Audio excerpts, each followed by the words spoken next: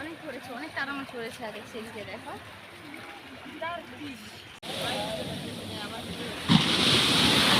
তোমরা সবাই কেমন আছো? আশা করি তোমরা সবাই ভালো আছো, সুস্থ আছো।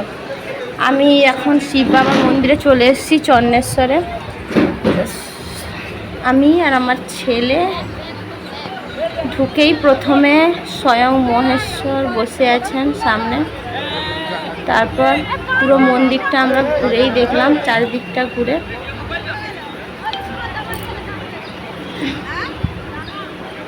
তারপরে মন্দিরের ভেতরে দিকে এগিয়ে গেলাম। মন্দিরে ঢোকার পরে যেন মনে হচ্ছে, মনটা যেন কতই শান্তই মনে হচ্ছিল। সেখানে ঢুকে পুরো মন্দিরের চারদিকটা ঘুরে তারপর ভেতরের দিকে প্রবেশ করব। ভেতরে গিয়ে চারদিকটা ঘুরে তারপরে পুকুরে ঘাটে গেলাম, পাটা ধুয়ে আসবো। পাটা ধুয়ে নিয়ে তারপর আবার মন্দিরের দিকে হেঁটে গেলাম। যেতে যেতে ছেলের বায়না, গাড়ি দেখে নিয়েছে, গাড়ি কিনবো। সে কি কান্না, তাই তাকে আগে খুশি করে তারপরে আমরা ভেতরে গেলাম। ভেতরে গিয়ে পুজো দিলাম। পুজো দিয়ে মনের যত ইচ্ছা ছিল সেগুলো শিব বাবার কাছে জানিয়ে প্রণাম করে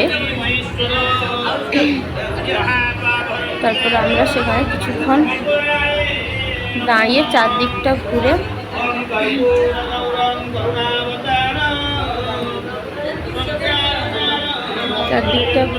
এসে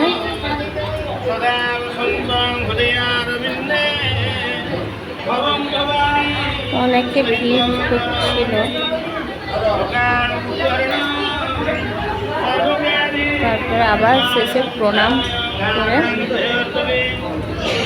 তারপরে আমরা আবার বেরিয়ে আসবো। সেখান থেকে বেরিয়ে এলাম। বেরিয়ে এসে তারপর আমরা পৌঁছে গেছি উদয়পুর ব্রিজে।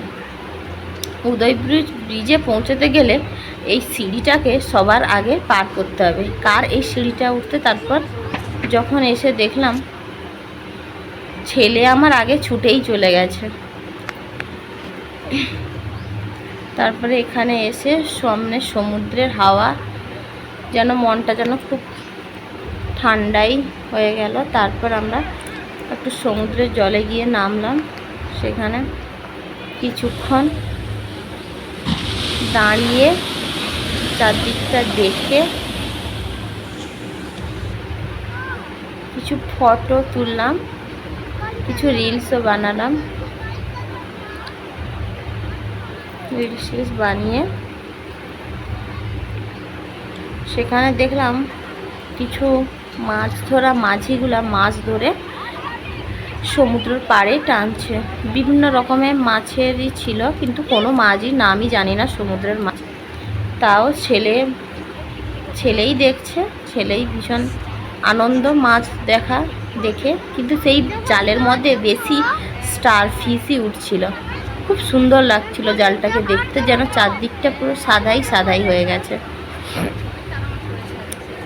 সেখান থেকে দেখে ছেলে কোনো মতেই সেখান থেকে আসবে না, সেই মাছ ধরায় দেখতে দাঁড়িয়ে গেছে।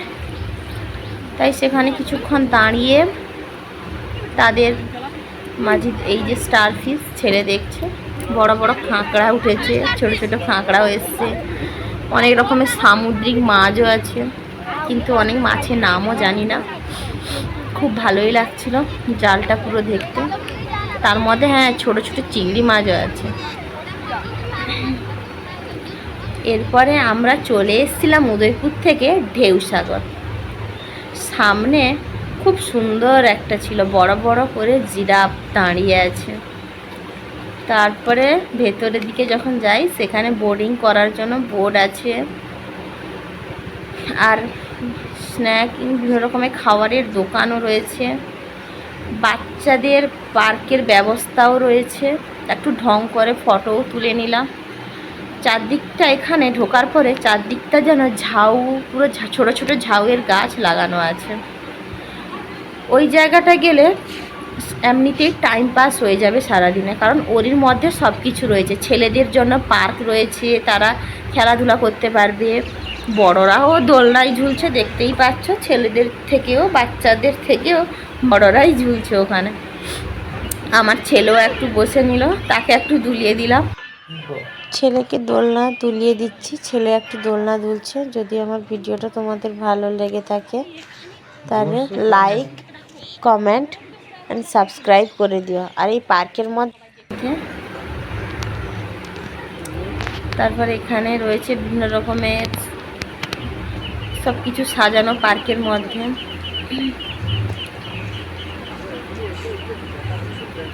ভালো চারদিকটা ঘুরে। এখানে খরগোশ রেখেছে, খরগোশ বা আমার ছেলেই দেখছে খরগোশ। এটা আমেরিকায় পাওয়া যায়, টার্কি। আমিও জানতাম না, ওখানে গিয়ে জিজ্ঞাসা করলাম, ওরাই বললো এই পাখিটা আমেরিকাতেই পাওয়া যায়, এটার নাম নাকি টার্কি। তো আমেরিকার লোকেরা এটাই বেশি সেখানে খাওয়া দাওয়া মানে খায়, এই জিনিসটা বেশি খায়, ওই টার্কি জাতীয় কোনো একটা পাখি। কিন্তু আমাদের এখানে নতুন এটা, তাই ওখানে সব কিছু জিজ্ঞাসা করেই জানতে